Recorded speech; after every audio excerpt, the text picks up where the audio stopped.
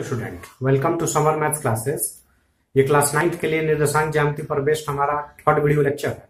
इसके पीछे के वीडियो लेक्चर में हमने किसी भी बिंदु का भुज अर्थात एक्स निर्देशांक और कोट अर्थात वाई निर्देशांक क्या होता है, उसको कैसे फाइंड करते हैं, इन सब चीजों के बारे में हमने डिटेल से स्टडी की।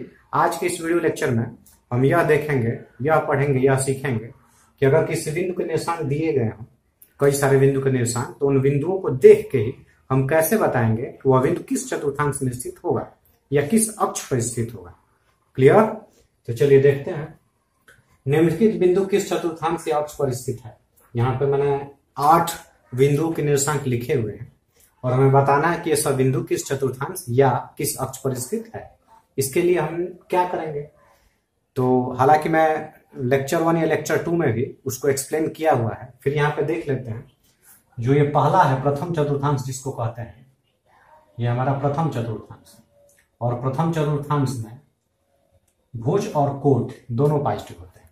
क्लियर? आई मीन एक्स निर्देशांक और वाई निर्देशांक दोनों धनात्मक। इसको हम द्वितीय चतुर्थांश कहते हैं और द्वितीय चतुर्थांश में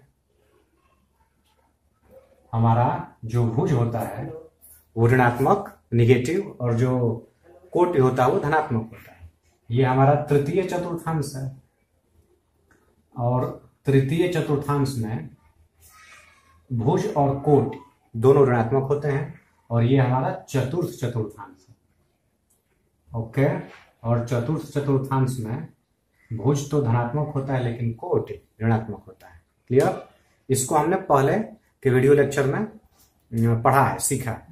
अब इसी को आधार बना के हम देखेंगे कि ये जो बिंदु दिए गए हैं ये किस चतुर्थांश में स्थित होंगे। जैसे देखिए पहला बिंदु क्या है, 3 और 4 है। इस 3 को हम भुज या एक्स निर्देशांक, 4 को हम कोट या वाई निर्देशांक कहते हैं। और यहाँ देखिए 3 का जो चिन्ह है आगे ये भी धनात्मक है और 4 का जो है चिन्ह ये भी धनात्मक है। आई मीन भुज और कोट दोनों धनात्मक है। तो दोनों धनात्मक हमारे किस में होते हैं? प्रथम चतुर्थांश में। ये जो 3, 4 है वो किस चतुर्थांश में होगा? ये हमारा प्रथम चतुर्थांश में स्थित होगा। ओके, प्रथम चतुर्थांश में स्थित होगा। और ये सेकंड देखते हैं। सेकंड क्या है? सेकंड बिंदु का निर्देशांक -2 और 3 है। -2 मीन्स भुज जो है वो -2 और जो कोट है वो 3 है। तो भुज -2 है तो -2 भुज निगेटिव कहाँ पे होता है? पहले माइनस है, देखिए पहले माइनस है और ये जो 3 है वो प्लस है। पहले माइनस देन प्लस, देखिए पहले माइनस देन प्लस। ये द्वितीय चतुर्थांश अर्थात जो -2, 3 है ये किसमें होगा? ये हमारा द्वितीय चतुर्थांश में स्थित होगा। क्लियर? तीसरा देखते हैं -4 -5। यहाँ पर भुज क्या है? -4 और कोट क्या है? -5। भुज मीन्स एक्स निर्देशांक और कोट मीन्स वाई निर्देशांक। तो ये हमारा किस चतुर्थांश में होगा? तो यहाँ पे -4 और -5 दोनों निगेटिव है। दोनों निगेटिव है तो ये देखिए किस चतुर्थांश में दोनों निगेटिव होता है? तृतीय चतुर्थांश में दोनों निगेटिव होता है। तो हम यहाँ पे ये तृतीय चतुर्थांश में ये स्थित होगा। क्लियर? अब चौथा पॉइंट देखते हैं। चौथा पॉइंट क्या है हमारा? तो चौथा पॉइंट है 3 - 7। 3 - 7 कहाँ है? तो 3 हमारा पॉजिटिव है। देखिए 3 के आगे कोई चिन्ह नहीं लिखा हुआ है तो हम धन समझेंगे, धनात्मक। और 7 के आगे माइनस लिखा हुआ है तो पहले प्लस है देन माइनस है। तो पहले प्लस और देन माइनस ये रहा हमारा। देखिए चतुर्थ चतुर्थांश। तो ये हमारा किसमें पड़ेगा? चतुर्थ चतुर्थांश में ये बिंदु स्थित होगा। इसका भुज क्या है? भुज मीन्स एक्स निर्देशांक 3 और कोट क्या है? -7। इसको देखते हैं। देखिए 3 और यहाँ पे 0 है। ये आगे के जो 4 पॉइंट हैं, 4 बिंदु, इसमें कोई ना कोई एक जगह 0 लिखा हुआ है। या तो भुज के स्थान पे 0 है या कोट के स्थान पे 0 है। तो हम सेकंड वीडियो लेक्चर में पढ़े हैं कि अगर कोई बिंदु एक्स अक्ष पर स्थित है तो एक्स अक्ष पे उसका जो वाई निर्देशांक होता है अर्थात कोट वो शून्य होती है। एक्स अक्ष पे वाई निर्देशांक या कोट शून्य और वाई अक्ष पे एक्स निर्देशांक या भुज जो होती है वो शून्य होती है। तो यहाँ पे 3 और 0 में 0 किस स्थान पर है? कोट के स्थान पर, अर्थात इस बिंदु के कोट शून्य है। तो कोट शून्य अर्थात यह जो बिंदु है वो कहाँ स्थित होगा? कोट शून्य है तो किस अक्ष पे कोट शून्य होती है? एक्स अक्ष पे कोट शून्य होती है। एक्स अक्ष पे वाई निर्देशांक शून्य और वाई अक्ष पे एक्स निर्देशांक अर्थात भुज शून्य होती है। या यूं कहिए कि एक्स अक्ष पे कोटि शून्य, y अक्ष पे भुज शून्य होता है। तो यहाँ पे कोटि शून्य अर्थात ये x अक्ष पे स्थित है। और x अक्ष का भी तो दो हिस्सा होता है, एक धनात्मक x अक्ष, एक ऋणात्मक x अक्ष। यहाँ पे इस मूल बिंदु के दाहिने साइड धनात्मक और बाएं साइड ऋणात्मक। तो यहाँ पे 3 जो है इसका चिन्ह क्या है, धनात्मक है। तो ये जो 30 होगा ये हमारा धनात्मक x अक्ष पर स्थित होगा। धनात्मक x अक्ष ये किसी चतुर्थांश में स्थित नहीं होगा, ये अक्ष पर स्थित होगा। अगर भुज या कोट दोनों में से कोई भी एक जगह पे 0 लिखा हुआ है तो वह बिंदु किसी भी चतुर्थांश में स्थित नहीं होगा, वह किसी ना किसी अक्ष पर स्थित होगा। तो चूंकि यहाँ पे y निर्देशांक शून्य है तो वह x अक्ष पे होगा। अब x अक्ष पे कहाँ होगा, धनात्मक कि ऋणात्मक। तो x अक्ष पे हमारा चूंकि ये 3 धनात्मक है इसलिए धनात्मक x अक्ष पे ये स्थित होगा। ओके, चलिए यह देखते हैं। तो इसमें भी तो y निर्देशांक शून्य है, y निर्देशांक शून्य है इसका मतलब कि यह x अक्ष पर स्थित है, लेकिन x अक्ष पे धनात्मक कि ऋणात्मक। तो चूंकि यहाँ -4 है इसलिए ये ऋणात्मक x अक्ष पे, ऋणात्मक x अक्ष पर स्थित होगा। ओके, 0,3 देखिए। तो 0,3 में यहाँ पे भुज ही शून्य है, भुज शून्य है अर्थात ये जो बिंदु दिया गया है ये भुज शून्य है, मतलब ये y अक्ष पर स्थित है, क्योंकि y अक्ष पे x निर्देशांक अर्थात भुज शून्य होता है और x अक्ष पे y निर्देशांक अर्थात कोटि शून्य होती है।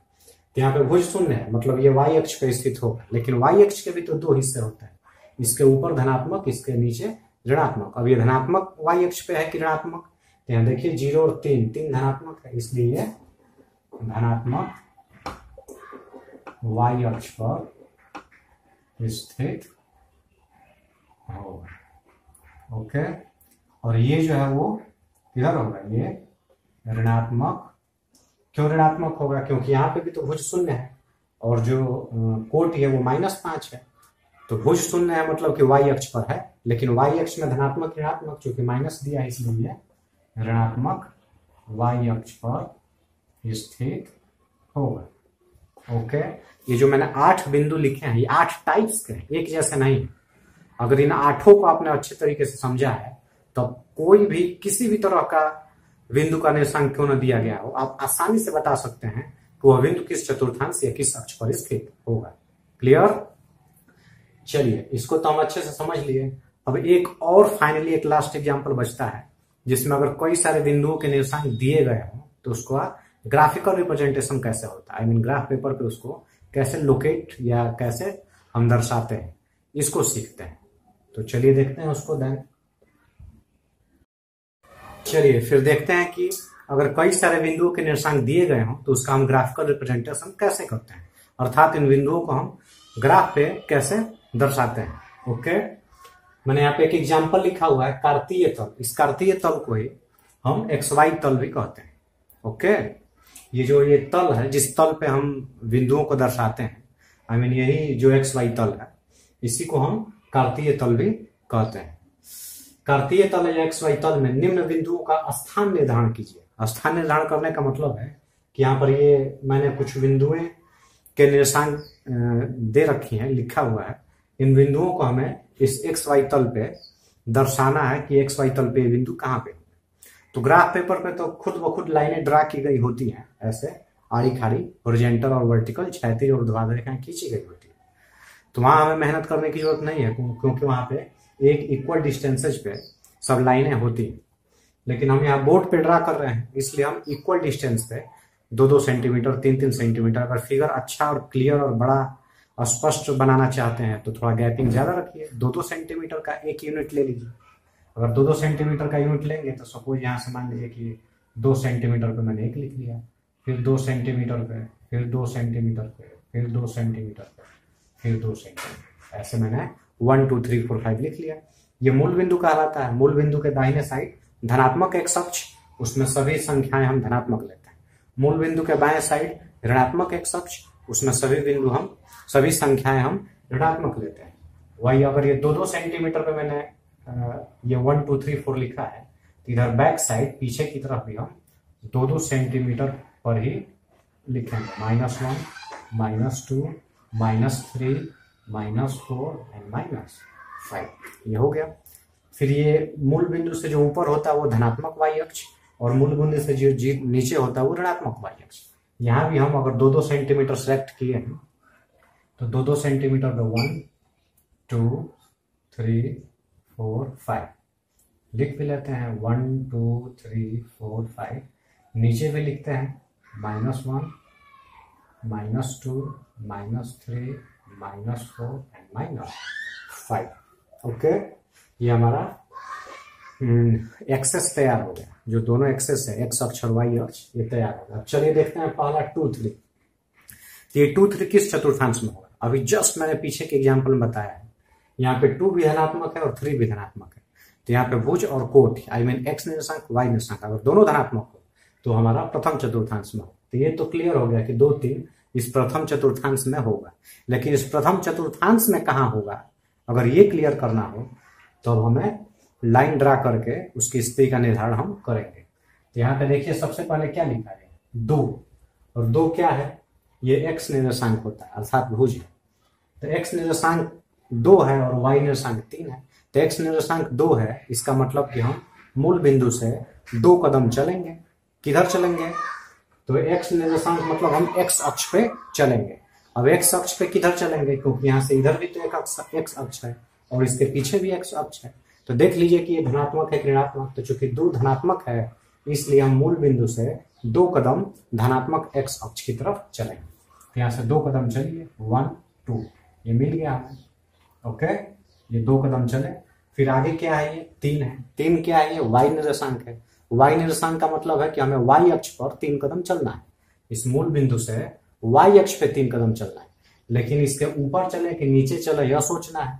तो चूंकि यहाँ पे 3 धनात्मक है इसलिए हम इधर 3 कदम ऊपर चलेंगे। तो 1 2 3 यहाँ पर आ गए। ओके, और एक यहाँ पे आ गया। 2 बिंदु हमें मिल गया। अब इस दोनों बिंदु को पहले से ही पता है कि जो 2 3 है वो प्रथम चतुर्थांश में होगा। ये जो 2 था इसके ऊपर ऐसे डॉटेड लाइन हम ड्रा करेंगे ऐसे, और 3 के ऐसे डॉटेड लाइन ऐसे ड्रा करेंगे। और ये जो बिंदु हमें मिलेगा, सपोज ये बिंदु P है, इसी का निर्देशांक क्या होगा हमारा? 2 और 3 होगा। चूंकि ग्राफ पेपर पे पहले से ही पतली पतली लाइनें ड्रा की गई होती है तो हम वहां हमें अलग से मेहनत करने की जरूरत नहीं है। खुद ब खुद पता चलेगा कि यहाँ से 2 कदम आगे चलेंगे, यहाँ से 3 कदम आगे। तो यहाँ पर भी हमें एक लाइन खींची हुई मिलेगी ऑटोमेटिक, और यहाँ पर भी एक लाइन खींची हुई मिलेगी जहाँ दोनों कट करेंगी, कटती हैं। वही हमारा बिंदु P और जिसका निर्देशांक हमारा क्या है? 2 3 हो। उसी तरह दूसरा देखिए 0 4। तो इसमें हमारा जो भुज है वो 0 है। तो अभी हमने जस्ट बताया है कि अगर किसी बिंदु के निर्देशांक में भुज 0 तो भुज 0 है, इसका क्या मतलब है? भुज 0 है इसका मतलब की है कि वह बिंदु जो है वो वाई अक्ष पर स्थित है, क्योंकि वाई अक्ष पर ही भुज अर्थात एक्स निर्देशांक 0 होता है। तो ये तो क्लियर हो गया कि ये वाई अक्ष पर है। वाई अक्ष पर किधर है?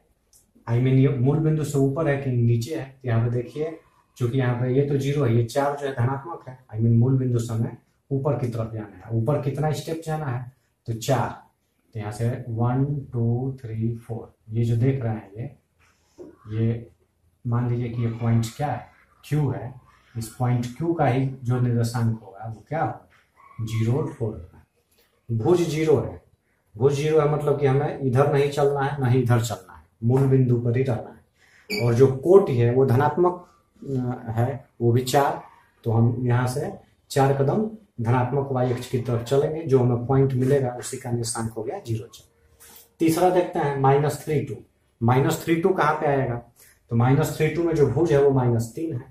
तो भुज -3 है तो यहाँ से 3 कदम चलिए एक्स अक्ष की तरफ, क्योंकि भुज तो एक्स निर्देशांक होता है। लेकिन 3 कदम किधर चलेंगे? इधर की इधर। तो चूंकि -3 है इसलिए हम पीछे के साइड में ऋणात्मक एक्स अक्ष पर 1 2 3 कदम चल दिए। -3 तक हम पहुंच गए। लेकिन अभी काम हमारा खत्म नहीं हुआ, क्योंकि -3 के बाद जो दूसरा कोट दिया गया है वाई निर्देशांक वो तो 2 है, और वो भी धनात्मक 2 है। आई मीन हमें वाई अक्ष पे तो चलना है क्योंकि ये वाई निर्देशांक है। वाई अक्ष पे चलना है लेकिन 2 कदम वो भी धनात्मक वाई अक्ष पर। तो यहाँ से 2 कदम धनात्मक वाई अक्ष पे चलिए तो ये मिला। तो 2 हमें पॉइंट मिल गया, एक ये मिला और एक जो उंगली रखे हैं ये मिला। अब यहाँ से हम इधर आएंगे ऐसे डॉटेड ऐसे, और यहाँ से ऐसे आएंगे।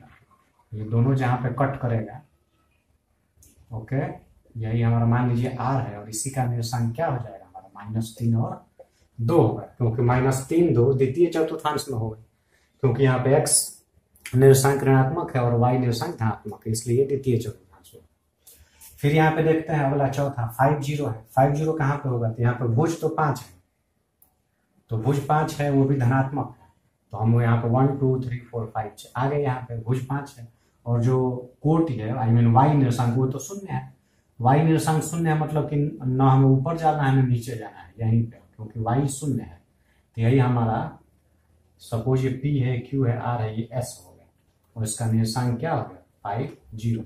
ऐसे भी अगर कोटि का मान शून्य हो तो वह बिंदु कहाँ पे होगा, वो x अक्ष पे स्थित होगा, और x अक्ष पे कहाँ पे होगा, चूंकि ये 5 धनात्मक है तो हम धनात्मक की तरफ चले। नीचे आइए 3 और -2, ये कहाँ पे होगा, तो यहाँ पे x अक्ष जो x है निर्देशांक आई मीन जो भुज है वो धनात्मक, तो भुज धनात्मक है तो हम यहाँ से 3 कदम धनात्मक x अक्ष की तरफ चलेंगे, तो 1 2 3 यहाँ पे आ गए। फिर यहाँ इसका जो y निर्देशांक है वो -2 है, y निर्देशांक -2 है आई मीन हम निगेटिव है, तो हम यहाँ से नीचे की तरफ 2 कदम चलेंगे। तो ये मिला ऐसे, इसको डॉटेड ऐसे ले आइए और इसको यहाँ से ऐसे डॉटेड इसको ले आइए, ये जहाँ पे कट करेगा P Q R S, चलिए अब A मान लेते हैं, ये A है और इसी का निर्देशांक क्या हो जाएगा 3 और -2। ऐसे भी 3 और -2 है, सबसे यह पहले धनात्मक है देन ऋणात्मक है, प्लस माइनस, तो प्लस माइनस किस चतुर्थांश में होगा, चौथे में, ये चौथे चतुर्थांश में आगे। फिर यहाँ देखिए 0 -2, फिर इस दोनों में से कोई ना कोई एक 0 मिल गया, तो 0 मिल गया तो अगर भुज या कोटि दोनों में से कोई भी एक 0 है तो वह किसी चतुर्थांश में स्थित नहीं होगा, वह किसी न किसी अक्ष पर स्थित होगा।